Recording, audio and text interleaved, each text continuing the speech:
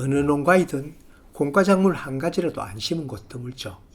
되도록 알려진 콩을 비롯하여 땅콩, 완두콩, 강낭콩 등 콩자가 들어있는 건 작물뿐만 아니라 팥도 거기에 들어가죠.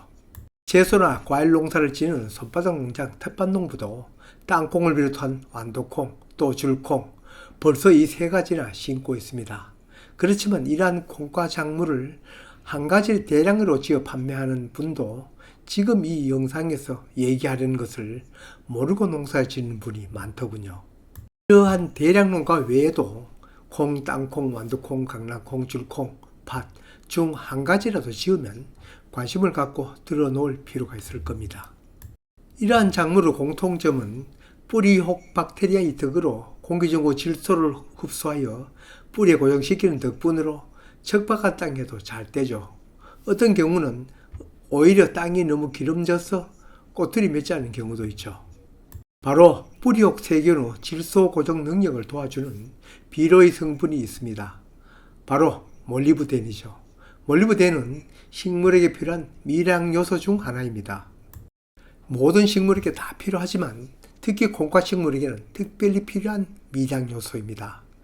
뿌리혹 박테리아가 콩 뿌리에 기생하면서 공기적으로 질소를 고정시키는 데는 이 몰리브덴 영양소가 절대적으로 필요하다고 합니다. 물론 이 미량 요소는 토양 중에 어느 정도 있는 것도 있고 그렇지 않은 것도 있겠죠. 이름 그대로 미량 요소이고 NPK처럼 대량으로 필요한 것은 아니니 이 땅 끝 안 뿌려도 콩농사 이제까지 잘만 지었죠.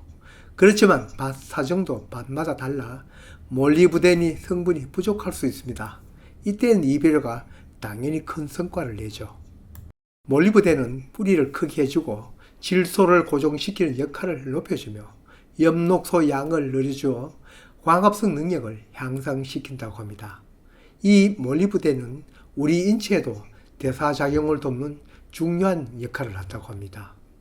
콩과 작물을 키우기 위해서는 물론 이 몰리브덴 사용보다 먼저 관심을 가져야 할 것이 있습니다. 토양 산도이죠. 대부분 콩과 작물은 중성 토양에서 잘 자라는데 우리 땅이 아주 산성이면 이것부터 개양해야죠. 토양에 아무리 몰리브덴 성분이 많아도 인천바다의 사이다이죠. 작물이 몰리브덴을 흡수하지 못하여 박테리아가 질소를 제대로 고정시키지 못합니다. 제 채널을 꾸준히 보아온 분은 당연히 아시겠지만 식물에게 필요한 영양소는 17가지 원소입니다. 이건 모든 식물에게 공통으로 필요한 요소입니다. 이 중에서 아주 미량이나마 꼭 있어야 할 성분이 아래 표시한 성분인데 작물에 따라서 더 필요하거나 덜 필요합니다.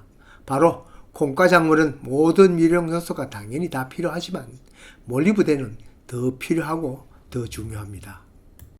저도 농사를 지어가면서 미량 요소이지만 작물은 내백력 강화와 장애 현상을 줄이기 위해 이런 미량 요소에 관심을 갖고 모두 갖추어 여기 통에 담아두고 연면 시비에 활용하고 있습니다.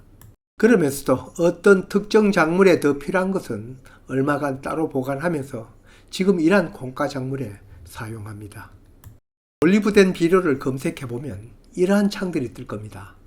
몰리브덴도 따로이 독립적으로 존재하는 것이 아니고 몰리브덴 나트륨, 몰리브덴산 아모늄 등 다른 화합물과 결합해 있습니다.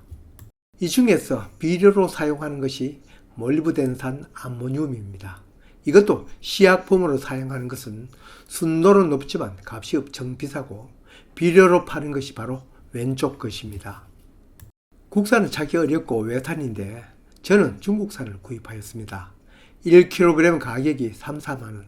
싼 것은 아니지만 미량으로 사용하다 보니 한 봉지 사놓으면 여러 번 사용할 수 있습니다.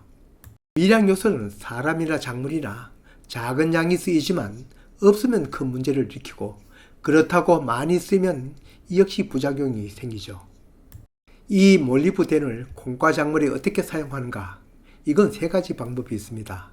밑비료로 다른 비료와 함께 뿌릴 수도 있죠. 이런 미량 요소를 뿌릴 때는 골고루 가기 위해 모래와 섞어 뿌리면 효과적이죠. 또 한 가지는 콩이나 땅콩, 완두콩을 침지할 때 종자 1kg당 몰리브덴 2g, 작은 차숟갈보다 훨 적게 탑니다. 정말 미량 요소이죠. 이렇게 사용하면 500번을 사용하죠. 우리는 그때는 사용 못하고 이제 연면 시비로 사용하려고 합니다. 연면 시비는 0.05에서 0.1% 농도로 살포하라고 하니 20리터의 최고 농도로 친다고 해도 20리터는 2만 ml, 여기다 0.1을 곱하고 또 100을 나누면 20ml, 10ml 약수저로 2숟갈입니다. 이렇게 연면 시비로 사용한다면 100번을 사용할 수 있네요. 정말 미량 요소입니다. 이걸 콩, 땅콩, 완두콩, 강낭콩, 줄강낭콩, 심지어 파테까지 고루 살포합니다.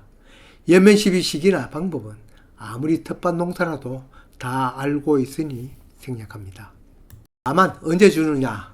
심은 콩과 작물 싹이 어느 정도 자라고 초기 개화 때나 그 전에 주는 것이 적당하겠죠. 왜냐? 작물이 근체적 향상이나 엽록소 증가와 광합성을 위한 것이니까요. 그럼 이렇게 콩과 작물에 몰리브덴을 따로 투입하면 얼마가는 증수 효과가 있는가? 어떤 자료는 뿌리옥 박테리아가 2배 이상 확대되었다는 자료도 있고 20%의 수확량 증가를 가져왔다는 자료도 있는데 이건 밭 상황에 따라 다르겠죠. 작물 심은 밭에 미량이나마 몰리브덴 요소가 얼마나 있는가에 따라 다르죠.